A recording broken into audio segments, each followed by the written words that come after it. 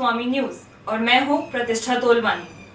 आइए नजर डालते हैं दिन भर की खास खबरों की ओर। अजमेर में एक व्यक्ति द्वारा फर्जी पत्रकार बनकर दूसरों को पत्रकार की डिग्री देने का नाम पर युवाओं के पैसे हड़पने का मामला सामने आया। नौकरी के लालच में कुछ युवकों ने आरोपी को पैसे भी जमा करा दिए। बाद में सच्चाई का पता लगने पर पीड़ित युवाओं ने आरोपी के खिलाफ अलवर गेट थाने में मुकदमा दर्ज करवाया। पुलिस ने मामला दर्ज कर जांच शुरू कर दी है। इंटरव्यू लेते थे और उनको गाइड किया गया था कि आप इस तरीके से इंटरव्यू लो कि आप 2100 रुपए लो हर कैंडिडेट से, और ये इस तरीके का एक फर्जी आइडेंटिटी कार्ड बना रखा है जिसपे टाइटल कोड दे रखा है। और टाइटल कोड को अगर आज मैं सर्च करता हूँ RNI डिपार्टमेंट पे गूगल क्रोम के ऊपर जाकर, तो ये टाइटल कोड बिल्कुल भी रजिस्टर्ड नहीं है। और इसी तरीके से इन्होंने मतलब मेरे से ही 22 दिन और मेरे साथ साथ भी 20 से 22 दिन 15 दिन, तो मतलब हम सबने कम से कम मतलब मंथ काम किया है। तो उसके बाद में कैसा काम करते थे आप लोग? सर हमारे को बोला जाता था कि आप टेलीकॉलिंग करो, आप मार्केट में जाओ, आप न्यूज लो, आप रिपोर्टर से मिलो, आप एडवोकेट से मिलो या डॉक्टर से मिलो। तो इस तरीके भैया मैं मीडिया में हूँ, मेरा नाम दुर्गेश डाबरा है। आप में से किसी को भी मैंने कोई कवरेज करते नहीं देखा कभी भी, ना कभी मार्केट में देखा आप लोगों को। सर मतलब ये हर बार क्या होता था ना, ये लोग लीड ले लेते थे, ये पहले से बोलते थे कि है ना, आप मतलब इनकी प्लानिंग फिक्स होती थी कि भाई हमारे को आज यहीं पर ही जाना है, आज इस वकील के पास ही जाना है। और ये हमारे को इस चीज़ के लिए उकसाते थे कि भाई आप स्टिंग करना, आप उनका स्टिंग ऑपरेशन करना, तो वहाँ से आपको ऐड मिलेगा और पैसा मिलेगा। तो इस तरीके का फर्जीवाड़ा भी करते थे। 2 तारीख के बाद वो आदमी मिल ही नहीं रहा है और रोज़ मैसेज करके लोगों को बताता है कि भाई ठीक है आपके पैसे रिफंड हो जाएंगे, पर वापस स्विच ऑफ कर लेता है। कौन है वो शख्स जो ऐसा कर रहा है? ये राजेंद्र मेघवाल है। राजेश जी मेघवाल। हाँ, क्या बताता था अपने आप को? अपने आप को मीडिया में बताता था, प्रेस में, और बोला था मैं दैनिक उड़ान पत्रिका का वो कर रहा हूँ कि मेरे नाम से अखबार आएगा। और इसने अपना एक ऑफिस ले रखा था, इसमें इसने 2-4 पोस्टर लगा रखे थे और कई बच्चों को गुमराह किया। नए बैच बना रहा था, पुराने और नए। हाँ जी, कर दिए जाएंगे। नहीं पैसे तो वापस कर दोगे आप, और अगर आप पैसे नहीं वापस करोगे तो पुलिस अपने तरीके से तो वो निकलवाएगी। लेकिन माजरा क्या था? क्या पत्रकार बनाना था? क्या मीडिया में बनाने को करना था? क्या था पूरा मामला? वो लखनऊ से ही लोया ही आ रहा है। अच्छा, वो क्या नाम है? राजेश मेघवाल जी कौन है? राजेश मेघवाल वो मेरा एम्प्लॉय। अब एम्प्लॉय बता रही है, पहले हस्बैंड बताया था। नहीं, पहले लिविंग में रहते थे। वो शुरू से तो हम हस्बैंड सुनते आ रहे हैं। मैंने वो घर पे लेने जाता था, साथ में रहते थे। सुभाष नगर और दौराई रेलवे फाटक के नजदीक बन रहे ओवरब्रिज के अलावा 2 अंडरपास भी बनाए जाएंगे। इसके लिए आज दक्षिण विधायक अनीता बदेल ने ब्यावर रोड स्थित रेलवे फाटक के नजदीक पहुंचकर निरीक्षण किया। विधायक ने बताया कि अंडरपास के लिए पहले ब्लॉक डाले जाएंगे और उसके बाद अंडरपास निर्माण कार्य भी शुरू होगा, जिससे आने जाने की समस्या में निजात मिलेगी। सुभाष नगर अजमेर डेयरी फाटक पिछले 6 वर्षों से लंबित था। पिछले 5 साल कांग्रेस की सरकार में कोई काम नहीं हुआ, और जैसे ही बीजेपी की सरकार बनी तो मैंने चीफ सेक्रेटरी को निवेदन किया और उसके बाद में कवायद शुरू हुई। आज दोनों ही फाटक पर से अंडरपास जो बनने हैं, वो अंडरपास के लिए रेलवे से ब्लॉक लिया गया है। 9 घंटे का ब्लॉक मिला है। अजमेर डेयरी फाटक और सुभाष नगर फाटक के नीचे अंडरपास के ब्लॉक डलेंगे, उसके बाद अंडरपास बनेगा। तो जो आने जाने की बहुत बड़ी समस्या थी वो दूर हो जाएगी। साथ ही चूँकि ओवरब्रिज बन रहा है, इसलिए ओवरब्रिज बनते समय ज़्यादा समय ना लगे, और जो ट्रांसफार्मर हैं जो बीच सड़क में हैं, या सुभाष नगर रेलवे ओवरब्रिज का जो नीचे उतरने का जो अप्रोच है, उसके मध्य में जो बने हुए हैं स्ट्रक्चर्स हैं, उनको हटा करके रोड लेवल पर मिलाना है। तो इस तरह से खूब सारे काम है। इसके लिए आज जिला प्रशासन में ADM सिटी और RSRTC के जो यहाँ MD हैं मिस्टर अग्रवाल के साथ में विजिट हुआ है, और मैंने जितने काम होने चाहिए वो सब चिन्हित करके बताए हैं। आशा करती हूँ कि 1.5 से 2 महीने में अंडरपास से आवाजाही शुरू हो जाएगी, तो जो ओवरब्रिज है उनका काम भी बहुत फास्ट पूरा हो जाएगा, और आने वाले 4-5 महीनों के अंदर मैं समझती हूँ 5 महीने कम से कम ओवरब्रिज के काम कंप्लीट होंगे। हाँ, उसका काम भी चालू है। उसमें अंडरपास के लिए ड्राइंग डिज़ाइन बनाने का काम प्रारंभ हो गया है। अंडरपास का ड्राइंग डिज़ाइन बनते से ही पहले अंडरपास शुरू करेंगे और उसके बाद में ओवरब्रिज का काम प्रारंभ कर दिया जाएगा। उसकी जो नीचे की अप्रोच रोड है उसमें आपने देखा होगा पिछले 5 साल से वो बहुत जीर्ण शीर्ण अवस्था में थी, बहुत टूटी फूटी थी, लेकिन अब वो पूरी तरह से रोड बना दी गई है, तो आवाजाही में किसी प्रकार की किसी को दिक्कत नहीं है। तो मुझे लगता है कि ये काम होने से जनता को राहत मिलेगी। के साथ LC1 और LC2 रेलवे फाटक पर जो RUB निर्माण होने वाला है, जिसके लिए रेलवे से ब्लॉक लिया हुआ है, उसका निरीक्षण किया गया और दोनों LC पर जो भी समस्या है ट्रैफिक संबंधित या कहीं पर अतिक्रमण संबंधित समस्या है, उनको चिन्हित किया गया है। उनको 1, 2, 3, 4 दिन में हटा दिया जाएगा और ट्रैफिक पुलिस को भी निर्देशित करना होगा कि वो यहाँ पर ट्रैफिक का आवागमन निर्बाध रूप से न होने दें, ताकि जो बड़ी मशीनें हैं उनका मूवमेंट अच्छे से हो सके। माननीय MLA महोदय की प्रयासों से ये काम चल रहा है और अंडरपास का काम हमें चालू कर रखा है। 14 तारीख को रेलवे की तरफ से ब्लॉक मिला हुआ है। 14 तारीख में हम इसमें रेलवे ट्रैक के नीचे पूरा बॉक्स RCC के बॉक्स हमारे तैयार हैं, जो साइड पर रखे हुए हैं, आप देख भी रहे हैं, तो इनको हम टाल देंगे। रेलवे का काम पूरा हो जाएगा। फिर उधर की साइड में DFCC ने अप्रोच बना दी है, हमारी अप्रोच बनना बाकी है, तो हम लगभग 2 महीने में कंप्लीट कर देंगे इस अप्रोच को। कितने टाइम में आम जनता को मिल जाएगा? ये 2 महीने के अंदर अंदर बिल्कुल अप्रोच मिल जाएगा और आमजन इसको यूज़ में काम में लेना शुरू कर देगी, लाभ मिल जाएगा। सर आपका परिचय? मैं HL Agarwal, project director RSRTC। सूफी संत हजरत ख्वाजा मोइनुद्दीन हसन चिश्ती की महाना छठी आज शान शौकत से मनाई गई। सुबह 9 बजे छठी शरीफ की फातिहा हुई। छठी शरीफ के फातिहा में शिरकत करने के लिए ज़ायरीन बड़ी संख्या में अजमेर पहुंचे और इस दौरान सेवा समिति की ओर से लंगर तकसीम किया गया।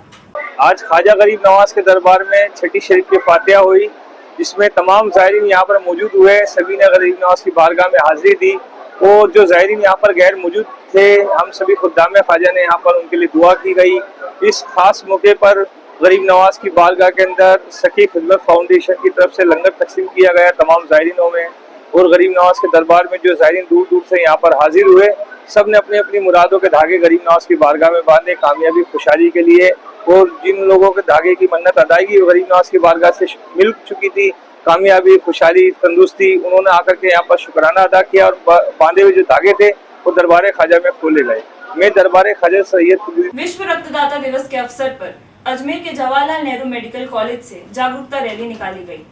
यह रैली मेडिकल कॉलेज से प्रारंभ होकर सावित्री चौराहा, बजरंगगढ़ होते हुए वापस मेडिकल कॉलेज पहुंची, जहां पर एक नुक्कड़ नाटक का आयोजन किया गया। इस नाटक के माध्यम से आमजन को रक्तदान के प्रति जागरूक किया गया।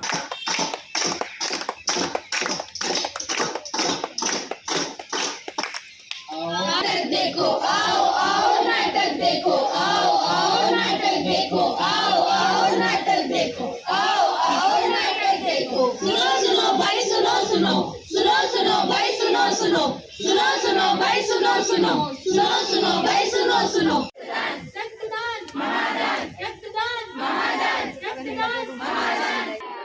आप जैसा कि आप सभी को विदित है कि 14 जून को पूरे विश्व में विश्व रक्तदाता दिवस मनाया जा रहा है।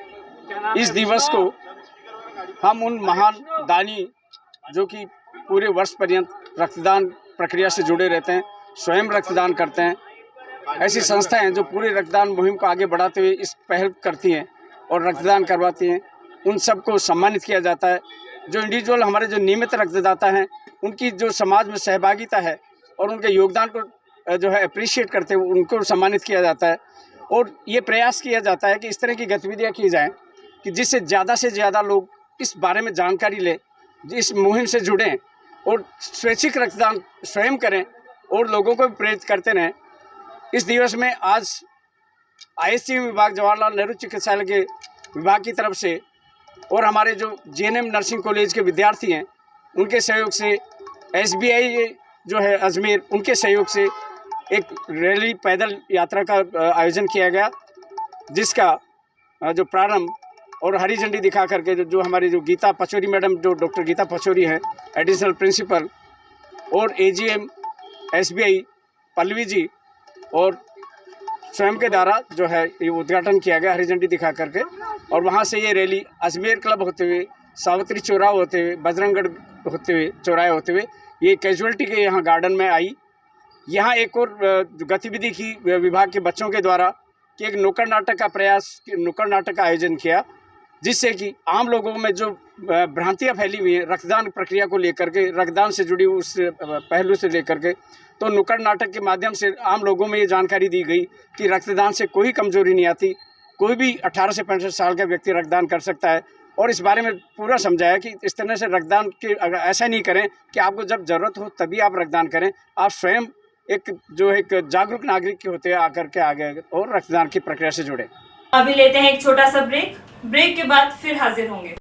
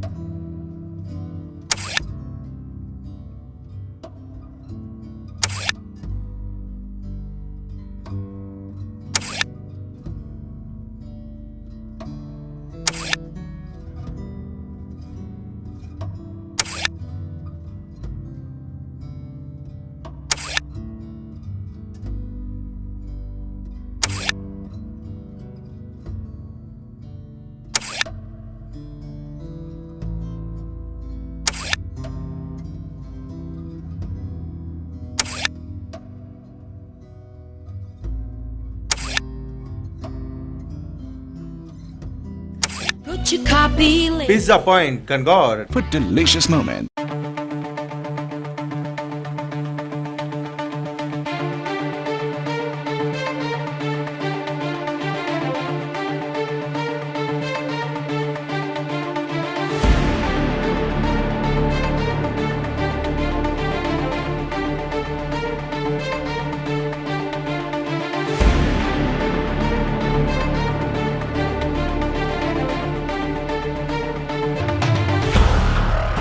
अजमेर नया बाजार स्थित एक ज्वेलरी शॉप में दुकान पर काम करने वाला कारीगर सोना लेकर फरार हो गया। कोतवाली थाना पुलिस ने जानकारी देते हुए बताया कि नया बाजार दुकान पर काम करने वाला कारीगर को 28 ग्राम सोना राखी डोरा बनाने के लिए दिया गया था, जिसमें से वह 22 ग्राम सोना लेकर फरार हो गया। इस संदर्भ में कोतवाली थाना पुलिस ने आरोपी के खिलाफ मुकदमा दर्ज कर जाँच शुरू कर दी है। अंकिता ज्वेलर्स बिसाई तिगली नया बाजार में दुकान है।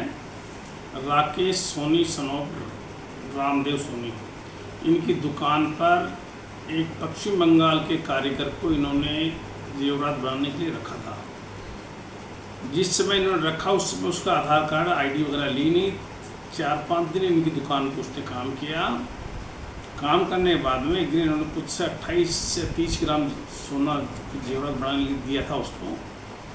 ये इनका कहना ये है कि तो खाना खाने चले गए थे, वो जेवर बनाने के लिए जो सोना दिया था उस सोने को लेकर के दुकान से 22/5 को चला गया।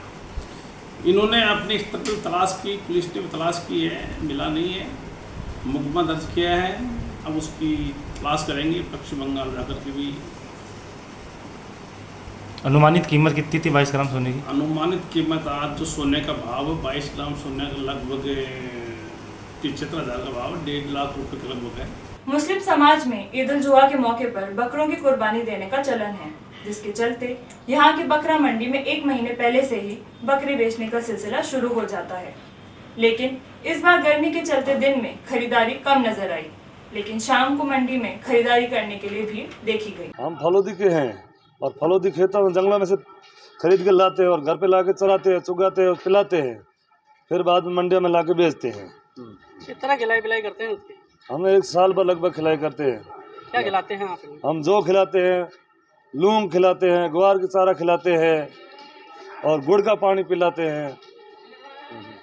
क्या इतनी परवरिश करते हैं तो ये इतना पैसा पूरा निकल पाता है? नहीं, कभी कभी मंडी के ऊपर डिपेंड है। मंडी वाला में कभी ज़्यादा ग्राहक होता है तब तो देता है, और नहीं तो 20 वाले का 18, 16, 15, 14 पे चल जाता है। कुर्बानी के हिसाब से अगर आप पालते हैं तो किस तरह का ध्यान इनका खासतौर से रखना पड़ता है? बहुत रखना पड़ता है ध्यान, साया रखनी पड़ती है, पानी टाइम टू टाइम पिलाना पड़ता है, बच्चे की तरह पालना पड़ता है इसको।